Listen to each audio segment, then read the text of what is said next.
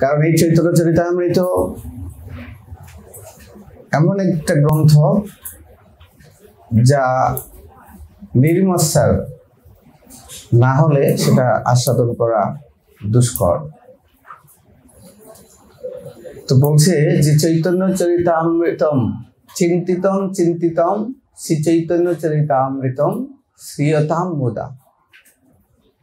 তা কেউ যদি এই চৈতন্য চরিতামৃতের বা চৈতন্য চরিতের কথা চিন্তা করে, মনে মনে সে ভাবে, শ্রীয়তাম মুদা, শ্রেয় বস্তুটা সে লাভ করতে পারবে। শুধু শুধু চিন্তা করে, শ্রবণ নয়, চিন্তা। আর কেউ যদি সরাসরি শ্রবণ করে, সেটা কীর্তন করে, তাইলে কি হবে? তাইলে চৈতন্য মহাপ্রভু বলছেন, উচলিল প্রেম বন্যা চৌদিকে বেড়ায়, স্ত্রী যুবা বৃদ্ধ সভাকে ডুবায়। তাহলে আমরা সেই প্রেম বন্যায় সবাই আমরা ডুবতে পারব। তো আজকে আমরা অত্যন্ত ভাগ্যবান যে চৈতন্য চরিতামৃত শ্রবণ করতে পারছি। তো এখানে চৈতন্য মহাপ্রভুর জন্মলীলা যেহেতু আগত, এই জন্য আমরা এই বিষয়ে কিছু আজকে আলোকপাত করব। চৈতন্য চরিতামৃত থেকে ত্রয়োদশ পরিচ্ছেদ, শ্রী চৈতন্য মহাপ্রভুর জন্মলীলা।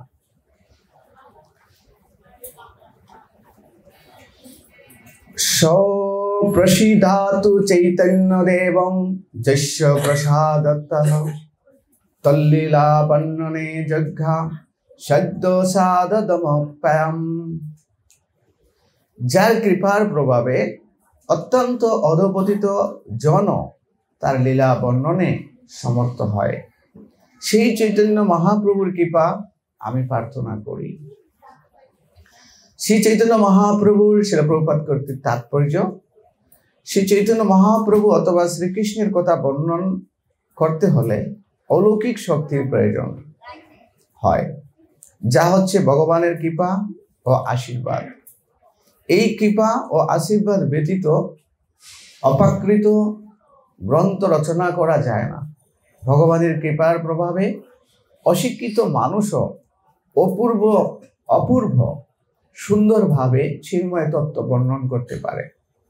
যিনি শ্রীকৃষ্ণের শক্তিতে আবিষ্ট, তিনি শ্রীকৃষ্ণের কথা বর্ণন করতে পারেন। কৃষ্ণ শক্তি বিনা নহে তার প্রবর্তন। চৈতন্য চরিতামৃত অন্তলীলা 7:11। আদি বর্ণনা করা যায় পরমেশ্বর 7:11-তে পরমেশ্বর ভগবানের করুণার দ্বারা অভিষিক্ত না হলে ভগবানের নাম যশ গুণ পরিকর আদি বর্ণনা করা যায় না। তাই দেখতে হবে যে শ্রীল কৃষ্ণদাস কবিরাজ গোস্বামী চৈতন্য চরিতামৃতের বর্ণনা হচ্ছে গ্রন্থকারের উপর ভগবানের বিশেষ করুণা প্রকাশ। যদিও তিনি নিজেকে সবচেয়ে অধপতিত বলে মনে করেছেন, নিজেকে অধপতিত বলেছেন বলে আমাদের তা মনে করা উচিত নয়। পক্ষান্তরে যিনি এমন সুন্দর অপাকৃত শাস্ত্র রচনা করতে পারেন, তিনি আমাদের কাছে অবশ্যই পূজনীয়। শিল প্রভুপাদ বলছেন। তো আমরা দেখি যে যখন চৈতন্য চরিতামৃত এই কৃষ্ণদাস কবিরাজ গোস্বামী লিখছিলেন, তখন তিনি অনেক ভয়ভক্ত ছিলেন। তো তিনি লিখছিলেন আর বলছিলেন যে ঐশ গ্রন্থ মরে লেখায় মতন মহান, অর্থাৎ তিনি সেটা নিজে লেখেননি। আর প্রভুপাদ এখানে স্বীকার করলেন যে এই সমস্ত ভগবানের অপ্রাকৃত লীলা, তার রূপ গুণ পরিকর, এগুলো বর্ণনা করা তার কৃপা ছাড়া সম্ভব নয়। জয় জয় শ্রী চৈতন্য গৌরচন্দ্র, জয় দ্বৈত চন্দ্র, জয় জয় নিত্যানন্দ। শ্রীকৃষ্ণ চৈতন্য মহাপ্রভুর জয় হোক, শ্রী অদ্বৈত চন্দ্রের জয় হোক, শ্রী নিত্যানন্দ প্রভুর জয় হোক। জয় জয় গদাধর, জয় শ্রীনিবাস, জয় মুকুন্দ বাসুদেব, জয় হরিদাস। শ্রী গদাধর প্রভুর জয় হোক, শ্রীবাস ঠাকুরের জয় হোক, মুকুন্দ প্রভু ও বাসুদেব প্রভুর জয় হোক, হরিদাস ঠাকুরের জয় হোক। জয় জয় দামোদর স্বরূপ জয় মুরারি গুপ্ত, এই সব চন্দ্রোদয়ে তব কৈল লুপ্ত। স্বরূপ দামোদর মুরারি গুপ্তের জয় হোক।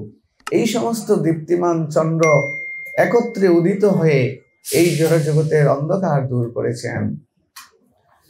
জয় শ্রী চৈতন্য চন্দ্রের ভক্ত চন্দ্রগণ, সবার প্রেম জ্যোৎস্নায় উজ্জ্বল ত্রিভুবন। শ্রী চৈতন্য চন্দ্রের সমস্ত ভক্ত চন্দ্রগণের জয় হোক। তাদের কিরণ রূপী প্রেম জ্যোৎস্নায় ত্রিভুবন উজ্জ্বল হয়ে উঠুক। এই তো কহিল গন্ত আরম্ভর মুখবন্ধ, এবে কহি চৈতন্য লীলা ক্রম অনুবন্ধ।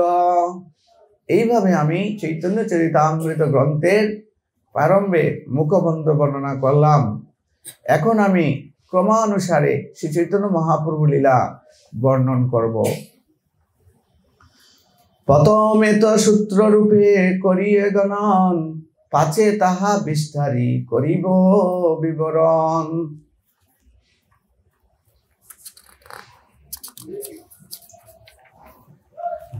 প্রথমে আমি সূত্রের আকারে শ্রী চৈতন্য মহাপ্রভুর লীলাসমূহ বর্ণনা করব, তারপর আমি সেগুলো বিস্তারিতভাবে বর্ণনা করব। শ্রীকৃষ্ণ চৈতন্য নবদ্বীপে অবতারী, 48 বছর প্রকট বিহরি। শ্রী চৈতন্য মহাপ্রভু নবদ্বীপে অবতরণ করেন এবং 48 বছর প্রকট থেকে তার লীলাবিলাস সাঙ্গ করেন। অর্থাৎ চৈতন্য মহাপ্রভু এই পৃথিবীতে কত বছর লীলাবিলাস করেছিলেন? 48 বছর। 1407 শকে জন্মের প্রমাণ, 1455 হইল অন্তদান। অর্থাৎ 1407 শতাব্দে চৈতন্য মহাপ্রভু আবির্ভূত হন এবং 1455 শতাব্দে তিনি এই জগৎ থেকে অপ্রকট হন। 24 বৎসর প্রভু কইল গৃহবাস, নিরন্তর কইল কৃষ্ণ কীর্তন বিলাস। শ্রী চৈতন্য মহাপ্রভুর গৃহস্থ আশ্রম অবলম্বন করে 40 বৎসর ছিলেন, 24 বৎসর ছিলেন। তখন তিনি নিরন্তর কৃষ্ণ নাম কীর্তন বিলাস করেন। 24 বৎসর শেষে করিয়া সন্ন্যাস, আর 24 বৎসর কইল নীলাচলে বাস। 24 বৎসরের শেষে তিনি সন্ন্যাস গ্রহণ করেন এবং আর 24 বৎসর তিনি জগন্নাথপুরী বাস করেন। তার মধ্যে 6 বৎসর গমনাগমন, কবু দক্ষিণ কবু গৌর কবু বৃন্দাবন। শেষে 24 বৎসরের প্রথম 6 বৎসর তিনি কখনো দক্ষিণ ভারতে, কখনো বলে বঙ্গে, কখনো বৃন্দাবনে নিরন্তর ভ্রমণ করেছিলেন। 18 বৎসর রহিলা নীলাচলে, কৃষ্ণ প্রেমে নামামৃতে ভাসায়ল সকলে। বাকি 18 বৎসর তিনি জগন্নাথপুরীতে বাস করেন। অমৃতময় হয়ে হরে কৃষ্ণ মহামন্ত্র কীর্তন করে তিনি কৃষ্ণ প্রেম সকলকে বাসিয়েছিলেন। অর্থাৎ আমরা জানি 18 বৎসর চৈতন্য মহাপ্রভু জগন্নাথপুরীতে গম্ভীরাতে অবস্থান করেছিলেন এবং সেখানে তিনি কি নিয়ে সবসময় ব্যস্ত থাকতেন? বলছে যে অপাকৃত অমৃতময় হরে কৃষ্ণ মহামন্ত্র কীর্তন করে তিনি সকলকে বাসিয়েছিলেন। যে উচ্ছলিল প্রেম বন্যা চৌদিকে বেড়ায়, স্ত্রী আদি যুবা যত সবাইকে বাসায়। গারস্থ প্রভুর লীলা আদি লীলা কান, মধ্য অন্ত লীলা শেষ লীলায় দুই নাম। তার গারস্থ লীলা আদি লীলা নামে খ্যাত, তার শেষ লীলা মধ্য লীলা অন্তলীলা নামে পরিচিত। আদি লীলার মধ্যে প্রভুর যতেকে চরিত, সূত্র রূপে মুরারির গুপ্ত করিলা প্রতীত। আদি লীলায় চৈতন্য মহাপ্রভুর যত লীলা তার সব সূত্র রূপে মুরারি গুপ্ত লিখে রেখেছেন। প্রভুর যে শেষ লীলা স্বরূপ দামোদর, সূত্র করি গ্রন্থিলেন গ্রন্থের ভিতর। তার শেষ লীলা, মধ্যলীলা, অন্তলীলায় স্বরূপ দামোদর গোস্বামী সূত্রের আকারে তার একটি গ্রন্থে লিখে রেখেছেন। এই দুই জনের সূত্র দেখিয়া শুনিয়া, বর্ণনা করেন বৈষ্ণব ক্রমে যে করিয়া। এই দুই মহাপুরুষের সূত্র দেখে শুনে শ্রী চৈতন্য মহাপ্রভুর বৈষ্ণব ভক্তরা ক্রম অনুসারে তার লীলা সম্বন্ধে অবগত হতে পারেন। বাল্য পৌগণ্ড কৈশোর যৌবনচারী বেদ, অতএব আদিকণ্ডে লীলাচারী বেদ। তার আদি লীলায় 4টি বিভাগ রয়েছে: বাল্য, পৌগণ্ড, কৈশোর ও যৌবন। সর্বসদ গুণ পূর্ণাং তাং বন্দে ফাল্গুনী পূর্ণিমাম, যস্যাং শ্রীকৃষ্ণ চৈতন্য অবতীর্ণ কৃষ্ণ নামাভিহি। আমি ফাল্গুনীর পূর্ণিমা সন্ধ্যাতে বন্দনা করি, যে সর্ব সুলক্ষণা যুক্ত শুভক্ষণে কৃষ্ণ নাম সহ শ্রী চৈতন্য মহাপ্রভু আবির্ভূত হয়েছিলেন। অর্থাৎ 1407 শতাব্দে 23শে ফাল্গুন, এই পূর্ণিমার মাঘী পূর্ণিমার তিথিতে শ্রী গৌরচন্দ্র চৈতন্য মহাপ্রভু পূর্ব দিগন্ত উজ্জ্বল করে এই পৃথিবীতে আবির্ভূত হয়েছিলেন। ফাল্গুনীর পূর্ণিমায় সন্ধ্যায় প্রভুর জন্মোদয়, সেই কালে দৈব যুগে চন্দ্রগ্রহণ হয়।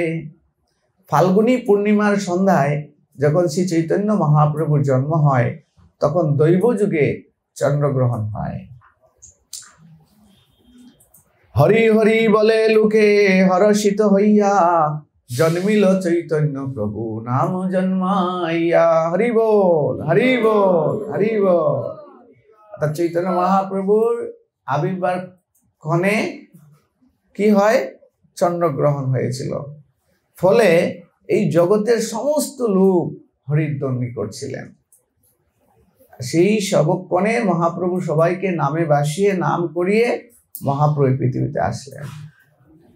অত্যন্ত আনন্দিত হয়ে সকলে ভগবানের দিব্য নাম হরি হরি উচ্চারণ করতে থাকে এবং এভাবেই প্রথমে তার নাম অবতরণ করিয়ে শ্রী চৈতন্য মহাপ্রভু অবতীর্ণ হলেন। হরি বল, হরি বল।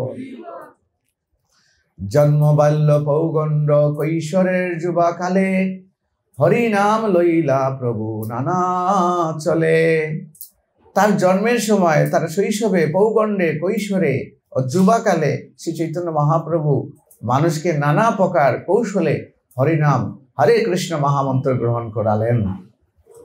অর্থাৎ ভগবান বিভিন্ন সময়ে তার বিভিন্ন বয়সে তিনি এইভাবে আরো অনেকবার সবাইকে হরিনাম করিয়েছেন।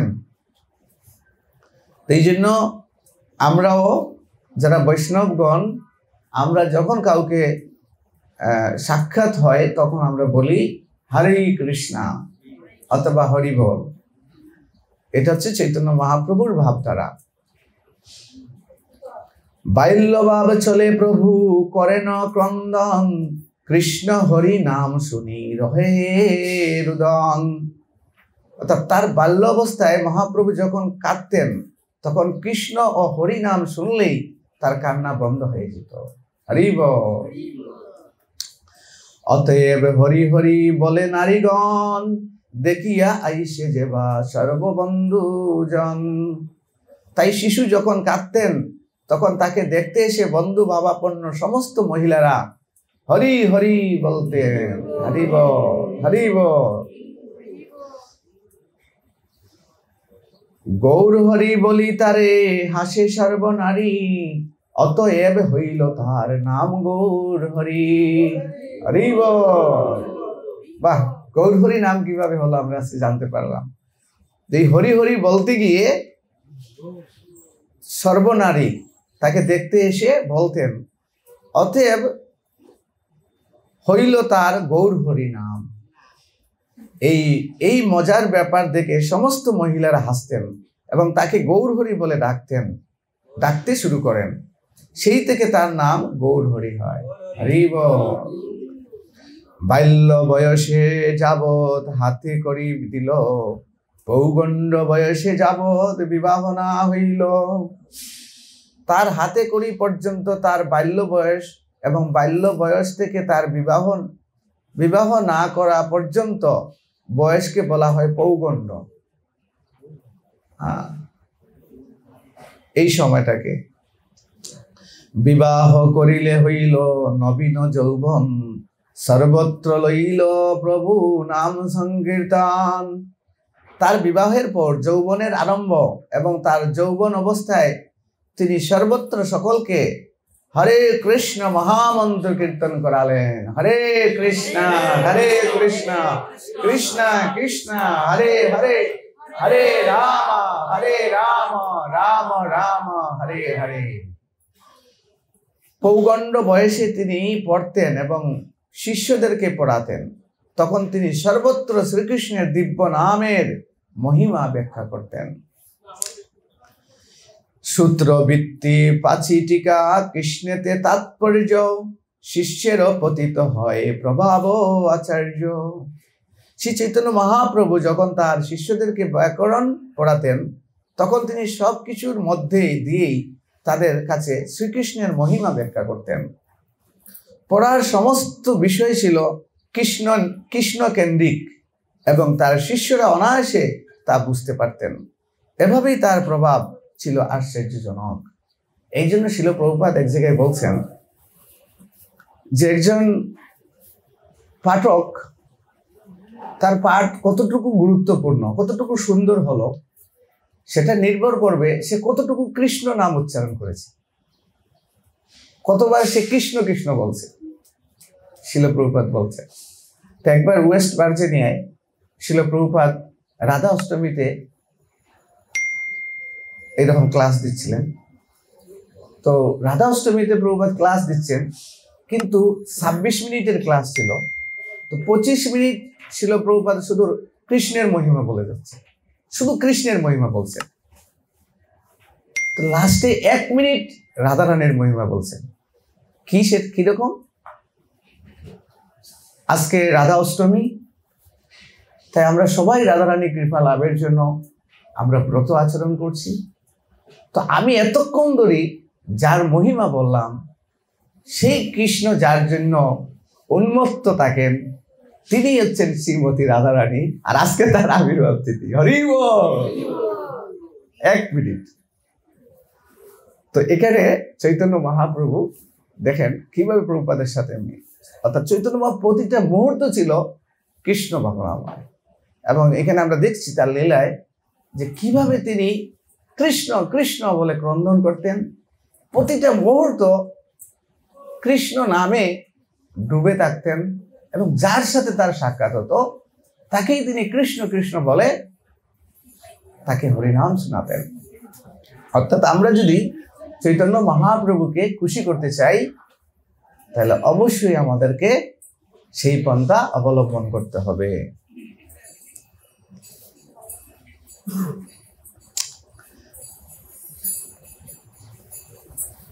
তো এখানে শ্রী চৈতন্য মহাপ্রভু যখন তার শিষ্যদেরকে ব্যাকরণ পড়াতেন, তখন তিনি সবকিছুর মধ্য দিয়েই তাদের কাছে শ্রীকৃষ্ণের মহিমা ব্যাখ্যা করতেন। পড়ার সমস্ত বিষয় ছিল কৃষ্ণ কেন্দ্রিক, এবং তার শিষ্যরা অনায়াসে তা বুঝতে পারতেন। এভাবেই তার প্রভাব ছিল আশ্চর্যজনক। ছিল জীব গোস্বামী ছিল প্রভুপাদ কর্তৃক তাৎপর্য। এই তাৎপর্যটা পড়লে আমরা অনেক কিছু জানতে পারবো। ছিল জীব গোস্বামী লঘু হরিনামৃত ব্যাকরণ ও বৃহৎ হরিনামৃত ব্যাকরণ নামের দুভাগে বিভক্ত একটি ব্যাকরণ গ্রন্থ প্রণয়ন করেছেন। কেউ যদি এই দুটি ব্যাকরণ গ্রন্থ অধ্যয়ন করেন, তাহলে তিনি সংস্কৃত ব্যাকরণ শিক্ষার সঙ্গে মহান কৃষ্ণ ভক্ত হওয়ার শিক্ষাও লাভ করবেন। চৈতন্য ভাগবতে মধ্যখণ্ডে প্রথম অধ্যায়ে শ্রী চৈতন্য মহাপ্রভু ব্যাকরণ শিক্ষা দেওয়ার প্রণালী বর্ণনা করে বলা হয়েছে, আবিষ্ট হইয়া প্রভু করে ব্যাখ্যান সূত্র বৃত্তি টিকায় সকল হরি নাম। প্রভু বলে সর্বকালে সত্য কৃষ্ণ নাম, সর্বশাস্ত্রে কৃষ্ণ বই না বলে আন। হর্তা কর্তা পলাইতা কৃষ্ণ সেই ঈশ্বর, অজ বব আদি সব কৃষ্ণেরও কিঙ্কর। কৃষ্ণেরও চরণ ছাড়ি যে আর ব্যাখ্যানে, বিতা জন্ম যায় যা তার অসত্য বচনে। আগম বেদান্ত আদি যত দর্শন, সর্বশাস্ত্রে কহে কৃষ্ণ পদে ভক্তিদন। অর্থাৎ মহাপ্রভু ব্যাখ্যা করে বুঝিয়ে দিলেন যে ব্যাকরণের সূত্র কৃষ্ণের দিব্য নামের মতোই নিত্য। যেমন ভগবদ গীতায় 15 অধ্যায় 15 নম্বর শ্লোকে বলা হয়েছে, বেদেশ্চ সর্বরমেব বেদ্য। সমস্ত বেদের একমাত্র উদ্দেশ্য হচ্ছে শ্রীকৃষ্ণকে জানা। তাই কেউ যদি শ্রীকৃষ্ণ ছাড়া অন্য কিছুর ব্যাখ্যা করেন তাহলে অর্থহীন, প্রচেষ্টার কঠোর পরিশ্রম করে তার সময় নষ্ট হয় এবং তার জীবন ব্যর্থ হয়। যদিও কেউ অধ্যায় ও অধ্যাপনার সময়ে কৃষ্ণ সম্বন্ধে ব্যাখ্যা না করেন তবে সে একটি নরাধম। সেই প্রসঙ্গে ভগবদ গীতায় 7ম অধ্যায় 15 নম্বর শ্লোকে বলা হয়েছে, নরাধমা মায়া অপ্রীত জ্ঞানা। শাস্ত্রের মর্ম না জেনে কেউ যদি অধ্যাপনা করে তাহলে তার সেই অধ্যাপনা গর্দবের চিৎকারের মধ্যেই বিরক্তিকর। হরি বল। খুব সুন্দর অনেকগুলো তথ্য শিল প্রভুপাদ দিয়েছেন যে এটা কিরকম হবে।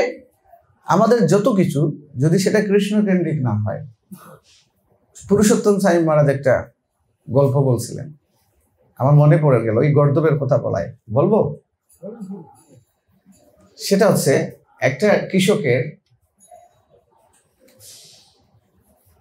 3টা গৃহপালিত পশু ছিল। একটা ছিল কুকুর, একটা ঘোড়া, একটা ছিল গাধা। তো ওই গৃহস্থ খুব ব্যতিব্যস্ত ছিলেন তার গৃহকর্মে। তো এই কয়েকদিন যাবৎ তার হাল চাষ শুরু হয়েছে। তো এদিকে বাজারঘাট, এদিকে গৃহর কাজ, এদিকে মাঠের কাজ, গতিকে এই 3টা পশু, গৃহপালিত পশুকে তিনি ঠিকমতো খাবার দিতে পারছিলেন না। তখন তারা বলছে যে কি ব্যাপার, আমাদেরকে মালিক শুধু খাটাচ্ছে কিন্তু আমাদেরকে ঠিকমতো খাবার দিচ্ছে না, এটা তো ঠিক নয়। 1 দিন 2 দিন তো তারা খুব অসন্তুষ্ট মালিকের প্রতি। তো কুকুর, ঘোড়া এবং গাধার সাথে মিটিং করছে যে দেখো ভাই, এইভাবে যদি চলতে থাকে তাহলে তো আমরা মরেই যাব, কিছু একটা করা উচিত।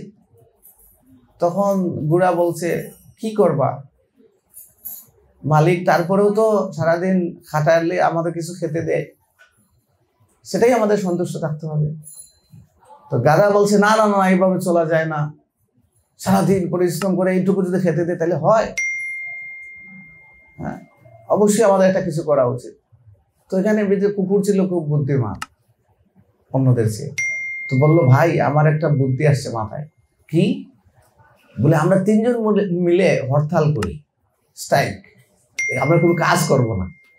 তাই যখন আমরা কাজ বন্ধ করে দেব তখন মালিক বুঝবে যে এদেরকে দিয়ে তো কাজ করাতে যাচ্ছে না, তার মানে এদেরকে খাওয়াতে হবে। তখন শিয়ালে কথা বলায় তখন ঘোড়া বলছে, দেখো ভাই, তোমার বুদ্ধি শুনে পরে যেটা পাওয়ার আমাদের বাকি যেটা জুটে ওইটাও যদি হারাই তাইলে দেখো বুঝে শুনে কিছু করো। না না, গাধা বলছে, না না, এটাই সঠিক বুদ্ধি, এটাই করা উচিত।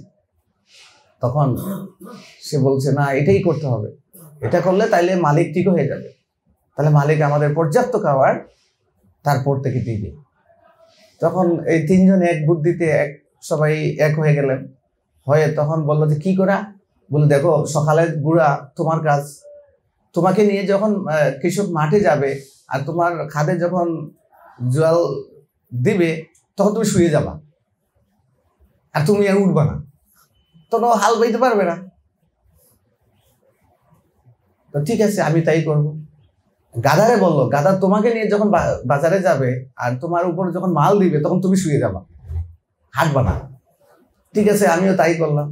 আর কুকুরকে বললো, তুমি রাত্রে যদি চুর আসে তাহলে তুমি আর ডাকবা না, সব চুরি করে দিবে, কিন্তু তুমি কিচ্ছু বলবা না, আর তার কাজ তো রাত্রে।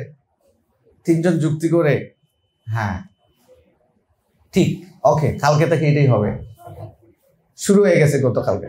তো এদিকে গৃহস্থের মন খুব খারাপ, খুব অভাব অনটন, অনেক বড় সংসার, ওনার একার উপরে হাল চাষ গৃহস্থী করে যদি কেউ সংসার প্রতিপালন করে তাহলে একটু কষ্ট হয়, তাই না?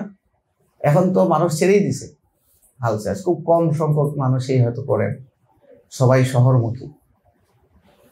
তো পরের দিন, হ্যাঁ, প্রথমেই আজকে গৃহস্থ উঠছেন সকালে ঘুম থেকে উঠে, ঘোড়াটাকে নিয়ে হাল বাইতে গিয়েছেন। হাল বাইতে গিয়ে যখন তার খাদে ইয়েটা দিছেন, ওকে চলতে বলছে, কিন্তু গুড়া কিছু না বলেই শুয়ে গেল। অনেক ধাক্কি করলো, অনেক মারামারি, ও আর উঠে না। তো কি ব্যাপার, ঠিক আছে তাইলে আজকে আর হালই পাইব না, যা, রাগ করে ওখান থেকে চলে আসলো আর ওকে ছেড়ে দিল। ওকে চলে এসে তখন ওই বাজারে কিছু সদাই আনার জন্য গাধাটাকে নিয়ে বাজারে গিয়েছেন। সদাই বাজার করে বস্তাগুলা সব রেডি করে গাধার উপরে দিয়েছে। গাধা যেই তার উপরে গাধা আলো শুয়ে গেছে, অনেক টেলাটেলি, অনেক মারামারি, কিন্তু গাধা লড়ছে না। এমনি তো ওনার মাথা খারাপ আজকে, মানে খুব মেজাজ কঠিন, ওদিকে হাল বাইতে পারে নাই, তার অনেকগুলো কাজ পড়ে আছে, এদিকে গাধা এই অবস্থা। তখন সে আর কিছু না বলে, ঠিক আছে, গাধার উপর থেকে অন্যভাবে নিয়ে মালটা নিয়ে আসে। রাত্রি ঘুমিয়েছে। আজকে মন গৃহস্থের খুব খারাপ, কারণ কোনো কাজ করতে পারেনি, আরো খারাপ। এদিকে যখন রাত্রি উনি শুয়েছেন, রাত্রি আসছে চুর এসে হানা দিয়েছে ওই গৃহস্থের বাড়িতে। তো চুর যখন গৃহস্থের বাড়িতে হানা দিয়েছে, ওই গৃহস্থ তো খুব ঘুমাচ্ছে, সবাই ঘুমে নিমজ্জিত, কেউ বলতে পারছে না। কিন্তু এই তিনজন দেখছে যে চুর আসছে, ঘরে ঢুকছে, জিনিসপত্র নিয়ে সব যাচ্ছে। তো বুড়া বলছে, এই কুকুর তুই ডাক, দেখো আমাদের তো গৃহস্থ, এই মালিক তো আমাদের, এই নিয়ে যাচ্ছে সবকিছু, পরে তো আমরা কিছুই খাইতে পাবো না। কুকুর বলছে, না আমি ডাকবো না, আর তোমরা দুইজন পালন করছো, আমিও পালন করবো, আজকে মজা দেখাবো, এই গৃহস্থর ক্ষতি হোক, আমি ডাকবো না। তখন অন্যরা বলছে, না না তুমি ডাকো, এই সব নিয়ে যাচ্ছে, পরে তো বিশাল মুশকিল হবে, আমাদের গৃহস্থ যদি ইয়ে হয়ে যায় তাহলে আমাদের খাবার কোথা থেকে দেবে? তখন কুকুর নাচার বান্দা, ও ডাকবে না, ও বলছে, না আমি ডাকবো না, নেউক। ওরা দেখছে কেউ ডাকছে না, কিন্তু গাধা আর পারছে না। গাধা কি করছে, বলছে, না শত কিছু হোক, তারপরে সে আমার মালিক, আর তার ক্ষতি আমার সামনে এরকম আমি মেনে নিতে পারি না। তাই গাধা কি করছে, ডাক শুরু করছে। তো গাধার ডাক নাকি খুব বিকট। তো গাধা যখন ডাকছে, তো এদিকে গৃহস্থ সারাদিন সকালে মানে হাল বাইতে গিয়েছে, ওখানে সে মানে কাজটা করতে পারেনি, তার মন খারাপ। এদিকে বাজারে গিয়েছে, ওইটাও করতে পারেনি, তার মন খারাপ। এদিকে খুব মানে মেজাজ চড়া আছে। এর মধ্যে রাত্রে ঘুমিয়েছে, এর মধ্যে ডাকছে, গাধায় বিকট ভাবে শব্দ করছে। গৃহস্থ তো খুব মাইন্ড করছে, কি ব্যাপার, হ্যাঁ এদের কোনো কাজ করলো না, এখন রাত্রে আবার ডিস্টার্ব। কিন্তু গাধা কি জন্য ডাকছে? গাধা ডাকছে চুরকে তাড়ানোর জন্য, তার গৃহস্থকে তোলার জন্য, ভালোর জন্য ডাকছে। কিন্তু গৃহস্থ তাকে উল্টাভাবে বুঝলেন, কারণ ওই সময় গাধার ডাকার কথা নয়, ওই সময় কার ডাকার কথা? কুকুরের ডাকার কথা। কুকুর যদি ডাকতো তাহলে মালিক মাইন্ড করতেন না, তাহলে তিনি বুঝতেন হয়তো চুর বা কোনো সমস্যা হয়েছে এই জন্য। যেহেতু ওই সময় গাধার ডাকার কথা নয়, ওই সময় কুকুরের ডাকার কথা, কিন্তু গাধা ডাকছে এটা মালিকের ভালোর জন্যই, কিন্তু মালিক ওখান থেকে ঘুম থেকে উঠে একটা লাঠি নিয়ে গিয়ে গাধাকে উত্তম মধ্যম অনেকগুলো বসাই দিলেন। ওটা কি বুঝতে পারছেন? অর্থাৎ এই গল্প দিয়ে মহারাজ এটাই বুঝিয়েছিলেন যে আমরা যদি আমাদের যে মুখ্য উদ্দেশ্য বা আমরা যেটা করতে আসছি সেটা কি, কৃষ্ণ ভাবনামৃত সঙ্গে আমরা আসছি। কৃষ্ণ ভাবনামৃত সঙ্গে, যে কৃষ্ণকে নিয়ে ভাবে সে এই সঙ্গে সদস্য। তাকে মন্দিরে আসতে হবে না, তাকে প্রণ করতে হবে না, তাকে ভেগ ধারণ করতে হবে না। যে কোনো জায়গায় সে থাকবে, যে কোনো অবস্থায় সে থাকবে। যদি সে কৃষ্ণকে নিয়ে ভাবে, যদি সে কৃষ্ণকে নিয়ে চিন্তা করে, যদি সে কৃষ্ণের নাম প্রচার করে, সেই ইস্কন, সেই ইস্কন, প্রকৃত ইস্কন। সে যে কোনো জায়গায় থাকে, তার বাহ্যিক কি আবরণ সে গ্রহণ করছে সেটা মুখ্য নয়। তো যদি আমরা এই তত্ত্বটা বুঝতে পারি, তাইলে আমরা যে কোনো কিছু করব সেটা ভগবানকে খুশি করবে, ভগবানকে সন্তুষ্টি বিধান করবে। আর যদি আমরা এখানে এসে আমরা কৃষ্ণকে বাদ দিয়ে যদি আমরা কিছু করি, তাহলে সেটা হবে ওই রাত্রে গাধার ডাকের মতো। যদিও গাধা মানে প্রয়োজনে ডাকছে, তার মালিককে বাঁচানোর জন্য, তার সম্পদ রক্ষার জন্য ডেকেছে সে, কিন্তু তদুপরি তাকে মায়ের খেতে হয়েছে। ঠিক মহারাজ বলছিলেন যে আমাদের এই অবস্থা হতে পারে। এই জন্যই আমাদের বুঝতে হবে যে কৃষ্ণ ভাবনা মৃত, কৃষ্ণ ভাবনা অমৃত। আস্বাদন আমাদের করতে হবে, অন্যদেরকে করাতে হবে। এই জন্য শাস্ত্রে দুইটা জিনিস, বিধি নিষেধ। Always remember to Krishna, never forget to Krishna. সবসময় তুমি কৃষ্ণকে মনে রাখো, কখনোই তুমি কৃষ্ণকে ভুলে যাও না। এটা একটা হচ্ছে বিধি আর একটা হচ্ছে নিষেধ। আমরা অনেক সময় বলি এটা বিধি, এটা নিষেধ, অনেক কিছু আমরা দাঁড় করাই, কিন্তু প্রকৃত বিধি নিষেধ কি? এই দুইটা জিনিস, যে সর্বক্ষণ সর্ব অবস্থায় কৃষ্ণকে স্মরণে রাখা, কৃষ্ণকে চিন্তা করা, এটা হচ্ছে বিধি আমাদের, এটা হচ্ছে বিধি নিয়ম। আর নিষেধটা কি? Never forget to Krishna. একটা মুহূর্তের জন্যও কৃষ্ণকে ভোলা উচিত নয়।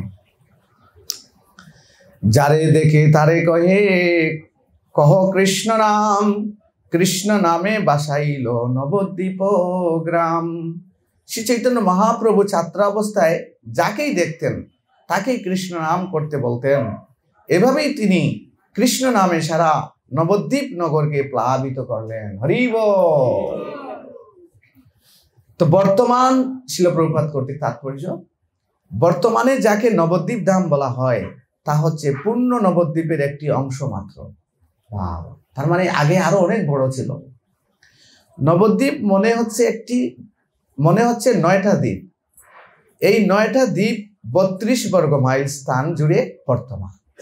তাহলে বুঝলাম, আমরা এটা জানলাম একটা বিষয়, আমরা অনেকেই হয়তো জানি না যে নবদ্বীপের আয়তন কতটুকু। 32 মাইল এবং 9টা দ্বীপ নিয়ে নবদ্বীপ।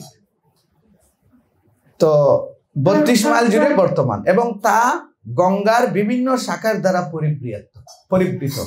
অর্থাৎ নবদ্বীপের চতুর্দিকে গঙ্গা রয়েছে। নবদ্বীপের 9টি দ্বীপ নববিধা ভক্তি লাভ করার স্থান। নববিধা ভক্তির বর্ণনা করে শ্রীমদ্ ভাগবতমে 7ম স্কন্ধে 5ম অধ্যায়ে 23 নম্বর শ্লোকে বলা হয়েছে, শ্রবণম কীর্তনং বিষ্ণু স্মরণং পাদ সেবনম অর্চনং বন্দনং দাস্য সক্ষ আত্মনিবেদনম। এই নববিধা ভক্তি অনুশীলনের পৃথক স্থান স্বরূপ দ্বীপগুলি হচ্ছে অন্তদ্বীপ, সীমান্ত দ্বীপ, গোদ্রম দ্বীপ, মধ্যম দ্বীপ, কুলদ্বীপ, ঋতুদ্বীপ, জন্মদ্বীপ।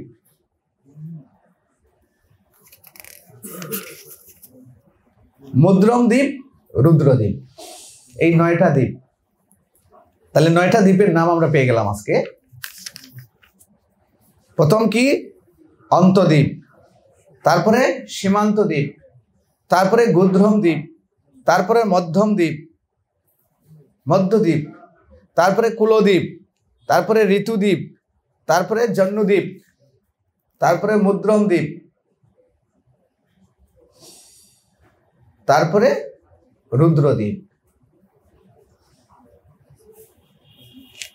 কি ব্যাপার, সংকোধনে দিয়েছিল না? এখন এখানে হয়েছিল, তাহলে পর্দা সরাচ্ছে। অর্থাৎ জয় জয় জগন্নাথ বলদেব সুভদ্রা মহারানী রাধা মাধব নিতাই গৌর কি।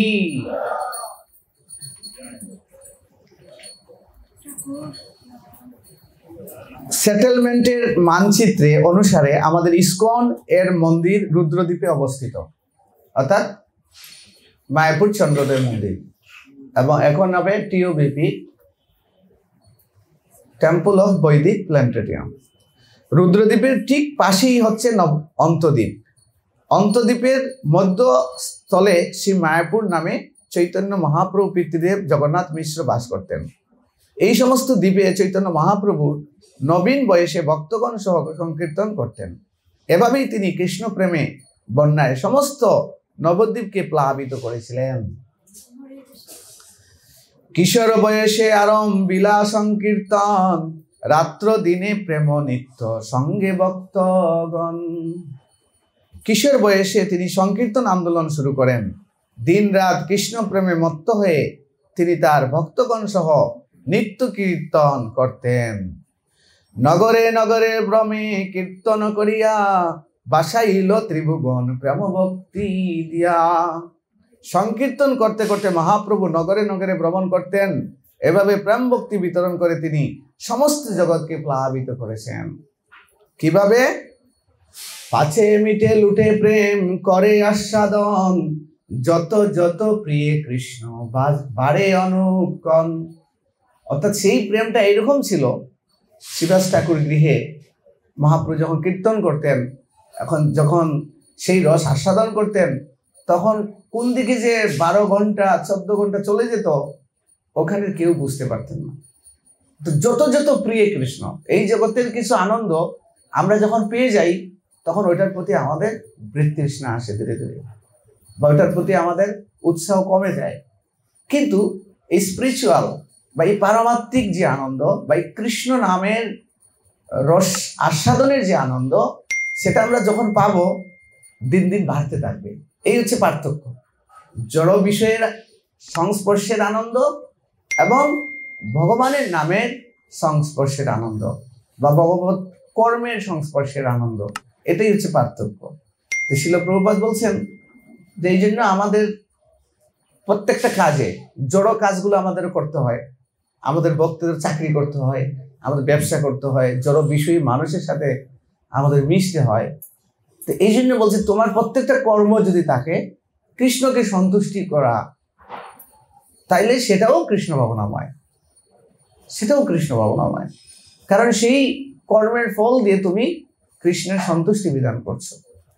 এই জন্য যে কোনো অবস্থায় খাইতে শুইতে নাম যথা তথা লয়, দেশ কাল নিয়ম নাই সর্বসিদ্ধি হয়।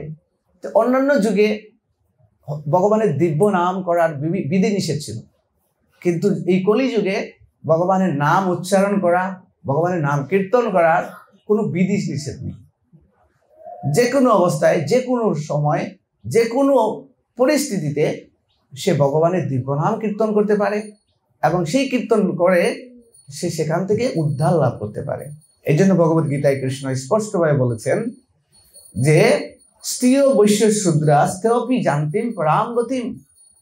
যে স্ত্রীলোক, বৈশ্য, পতিতা এবং শূদ্রও যদি কেউ আমার চরণে আত্মসমর্পণ করে, আমার নাম করে, সে পরাম গতিম, সে পরাগতি প্রাপ্ত হয়। এই জন্য কাউকে এখানে ছোট বাবার বা কাউকে হেয় করে দেখার কোনো অবকাশ নেই, যে কে কত রকম ভক্ত, কে কত উচ্চমানের ভক্ত। আমরা অনেক সময় বলি যে এ বেশি হরিনাম করছে বা উনি খুব বেশি সাধন বোধন করছেন। হ্যাঁ, ঠিক আছে, তাইলে তো অবশ্যই রেসপেক্ট, অবশ্যই শুদ্ধ বৈষ্ণব। কিন্তু যারা কম করছে তারাও ভক্ত, তারাও ভক্ত। ভগবান অন্য শ্লোকে বলছেন যে আত্ম অর্থাৎ জিজ্ঞাসু জ্ঞানী, হ্যাঁ 4 প্রকার। আবার কিছু আছে কি